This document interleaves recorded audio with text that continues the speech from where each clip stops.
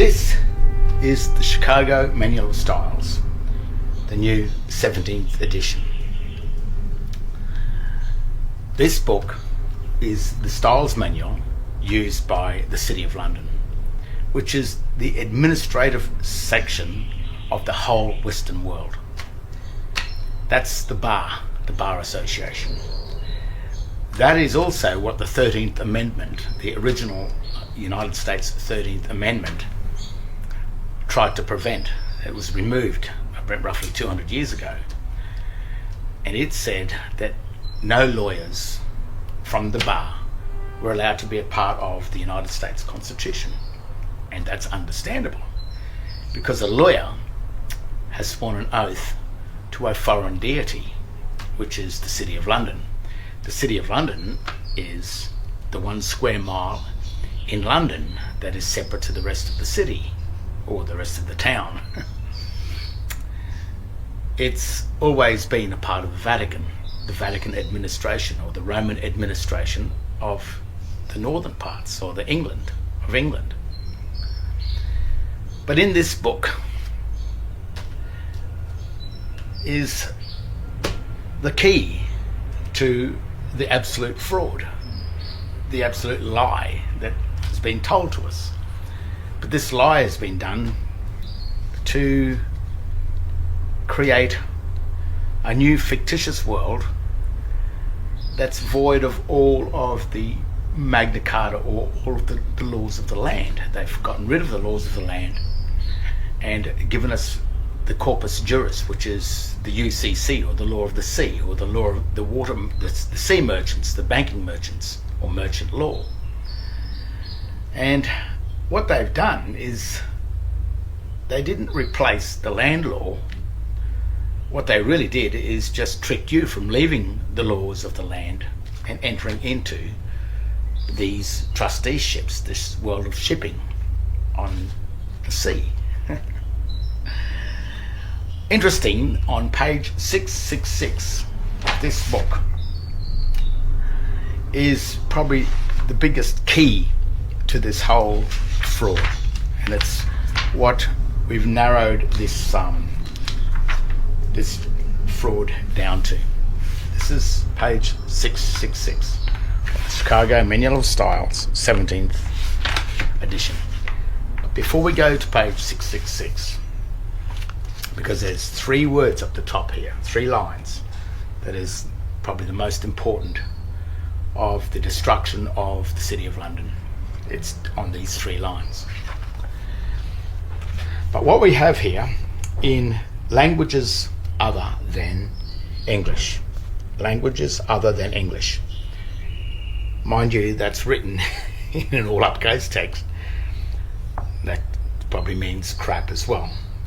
But in this area of languages other than English, we have a thing called American Sign Language. And this is a very interesting thing, because it's a form of language that's written, but it's sign language written down in text, but it looks a bit like English, yet it is completely foreign. Just as a side note, in relation to marginal text and margins, which are these areas here, the margin of a document. I'd just like to read this out. This is in the normal dictionary, the online dictionary that you can get off your normal phone. Marginal text. True marginal text, sometimes, though, what you want is a heading or other small amount of text, or even a graphic text that is truly and entirely in the margin. You may even want it to alternate side of the page if you're duplexing, or either side of the page if you're duplexing. What they're basically saying with this is that the text in the margin must be completely and utterly separate, or of a different source, or of a different type, or even in this case a graphic text, or a symbolic text, or a glossar text, to be used inside the margins in order to state clearly that the marginal text has got nothing to do with the main context or the main text of a document. So what's happening in the margin is basically the administrative area of a page, which is interesting because if they are usurping marginal text such as this all uppercase D-based Latin or Row language or a foreign language from the main text, if it is appearing inside the text, then it's the grammatical eye that will detect that someone is trying to bring the marginal text into the main part of the document, which is it might be a deliberate trick that they're doing. The word marginal is interesting too, of empty space at the top of a page with no headings, with no headers in it. Marginal, manic, dear marginal. Think of it this way. This margin is by definition the part of a page outside the main body of text. So it's got nothing to do with the main body of the text, it's outside. The running head, again by definition, is not part of the main body of text. So if you've got marginal text or a language that's being used in the margins of the document, and you find it in the main part of the document, such as father of child, previous children of father, children dead, child, certificate of birth, even in here where it's important, where if you break the law it's 3 years imprisonment, the 3 years has been glossed into a marginal text, and what it's saying is it's been removed from there. So it's become, the 3-year punishment is a fiction. But if you are not aware of the marginal text from the margins being usurped over into the main context of the page, then you may assume that the contract is reading something that it is not reading. Now you might say, well, why are they doing this? Why are they bringing this text from the margin over into the main body of the type of the text? And it may be because they are covering their own arse, so to speak. What they're doing is they're creating a fictitious document. It's fiction from the very beginning, and it's only your belief that you believe it's real, and that's where the consent comes from. So you're consenting to the fiction. But the reason why you're consenting to the fiction is because your grammatical ability to figure out what's going on with these documents may be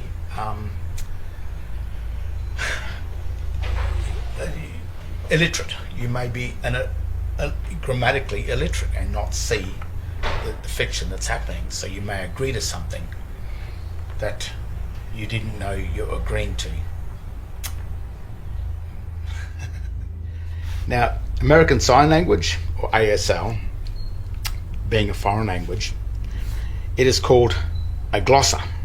And in this section here, it says glosses in ASL, is the written language transcription of a sign is called gloss.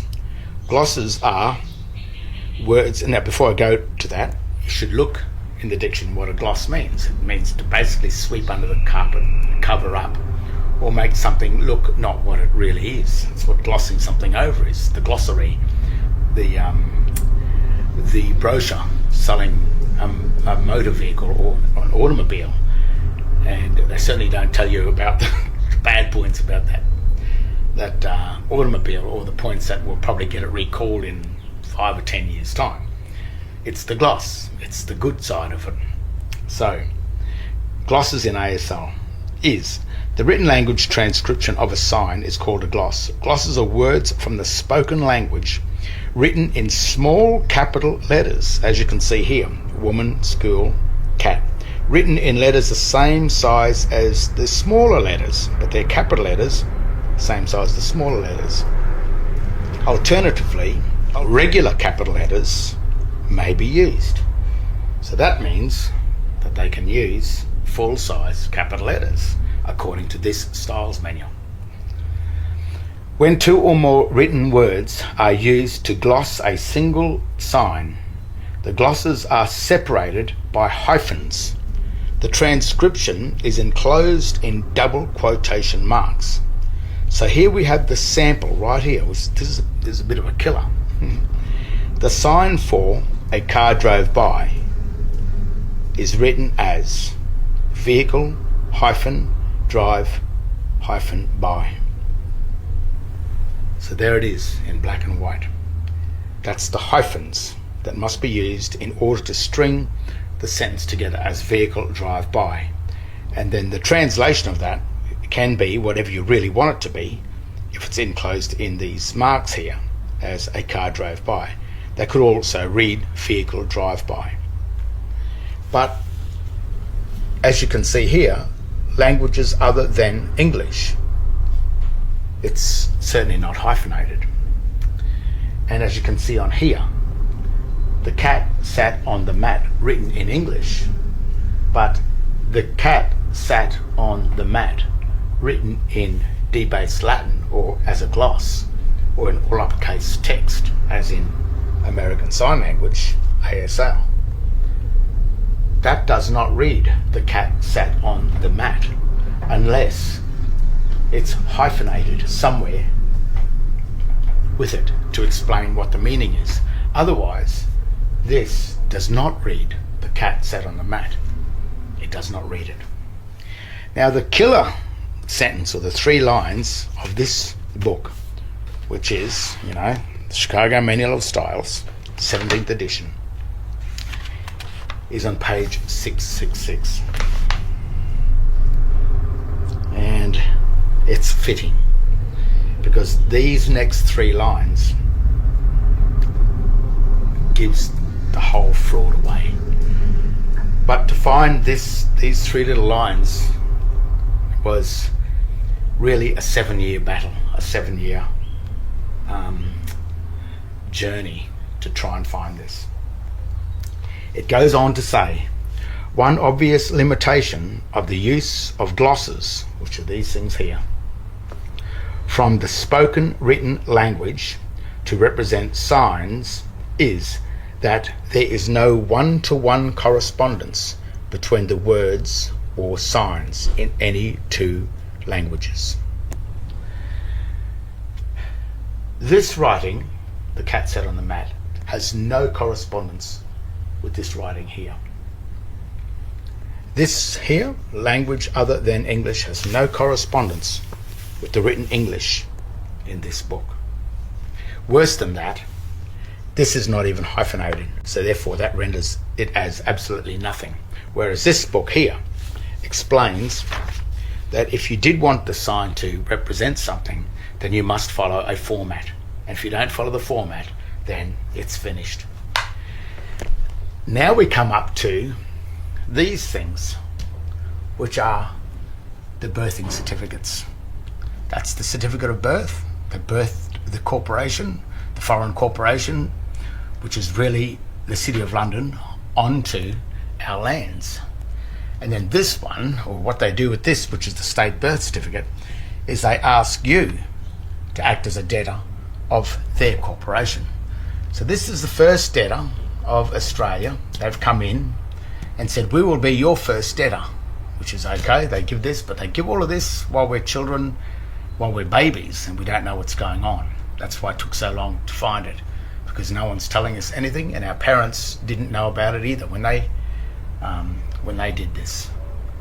Then this company offers us a new birth certificate, which throws us from the creditor of this first trust, the first trustee, into the debtor of the first trustee, which brings us, or turns us, into a third-party debtor, which is the destruction.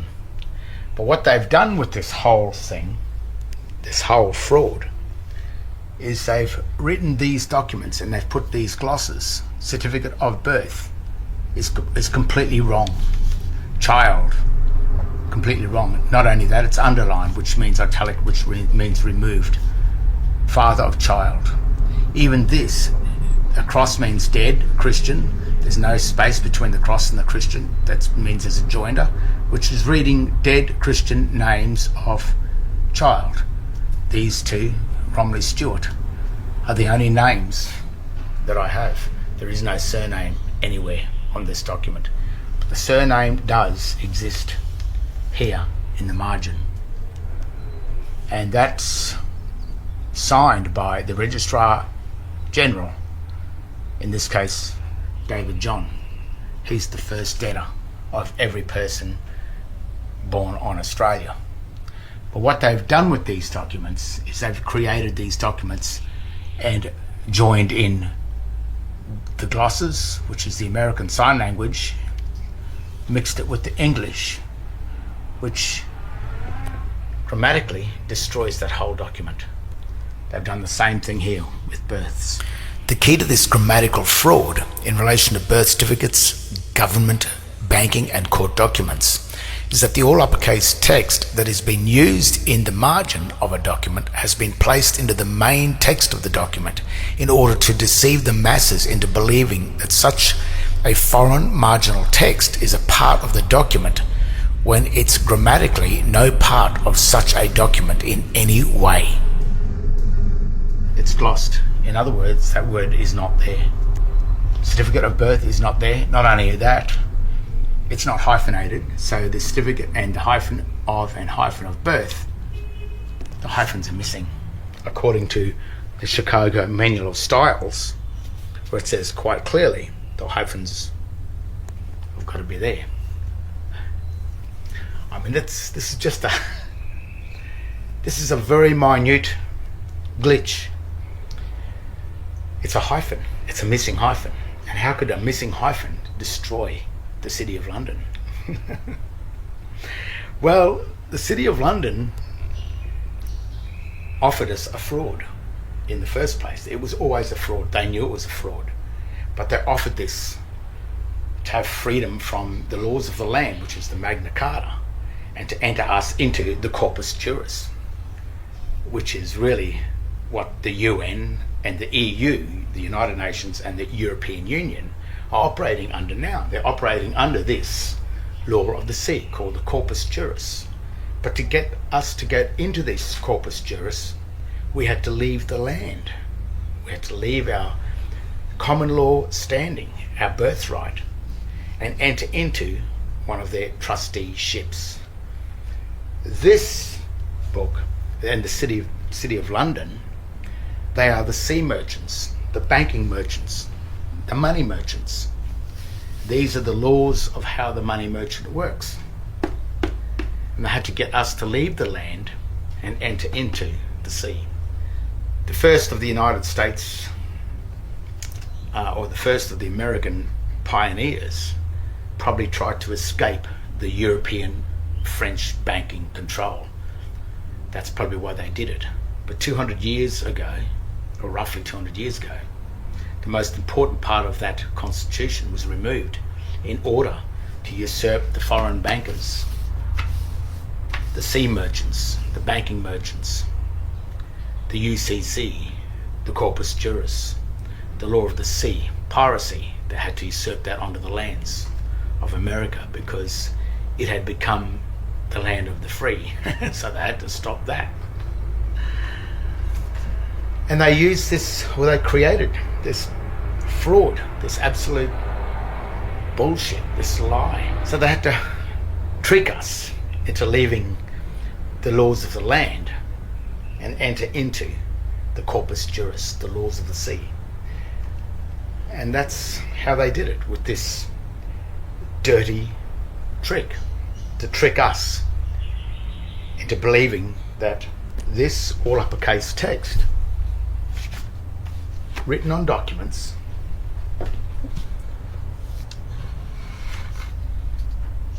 was a part of the English language, when it never was. It never will be. It never can be.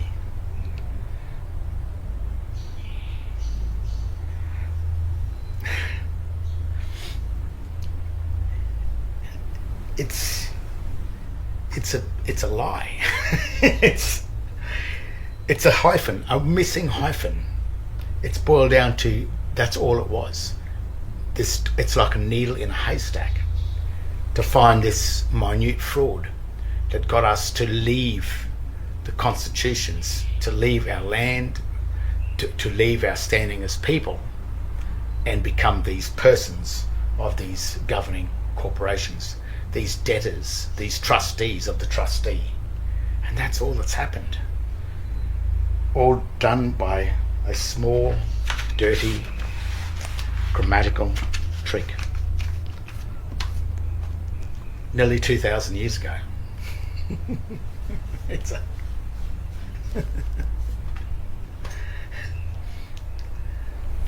court documents, your driver license, your banking contracts, your cards, your bank cards, your credit cards, everything in it, your names that are on all of these cards and on all of these banking contracts, your names are written in this all uppercase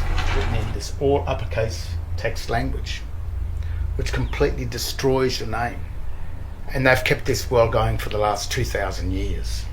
And I guess you can end it, but you have to step out of the world of the dead. You have to let go all of those legal titles, and you have to come back to the Christian name that is the only true, real name that exists. It's the only name on your birthing certificates, even though they're fraud. That's all you've got. The John Henry Doe name, which is written as a proper noun, not in sign language, but written as this, as proper English, that name exists in the margin of the birthing certificate. And the margin of a certificate is the administrative part of the page. It's not the context, it's the administration. And this person here, which is the Registrar General, he holds the full name John Henry Doe in his custody. Custody means trustee. He's the trustee of that name. He owns it. It's the name that's imprisoned. And if you claim that name, then you become the property of the Registrar General. So it's up to each and every one of us to work out what's going on and to work out how to step out or off this, not even off this trusteeship, but step from the debtor of the debtor back into the creditor of the first debtor. This certificate of birth identifies the first trustee, and that is the Registrar General. But you've got to know how to get from this certificate, which is the state birth certificate, back up into the certificate of birth. And the way to do that is to start questioning them about the fraud. Because nothing exists. They will just claim plausible deniability. What they'll do is say, well, you did it, you believed it. It's a fraud. The whole thing is a lie. It's always been a lie. And it always will be a lie.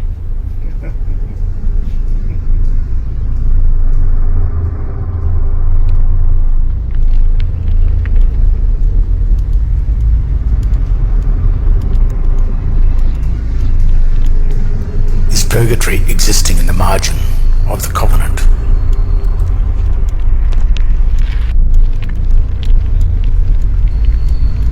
Must we return to the center of the page in order to be deemed living?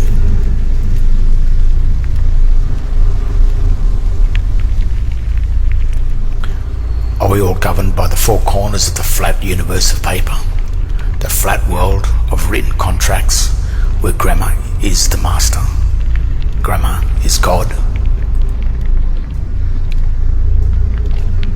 There are two worlds, two jurisdictions, the house of life and the house of knowledge. One is truth, the other is a lie, and they both exist on paper. There are two languages.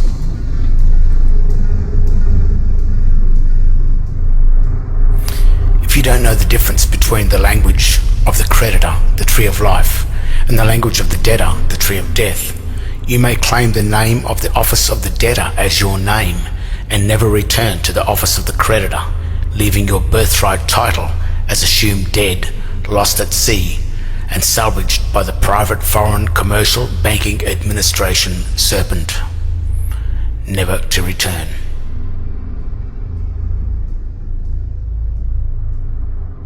The Commonwealth of Australia is a subdivision company of the United States Securities and Exchange Commission, Washington, D.C.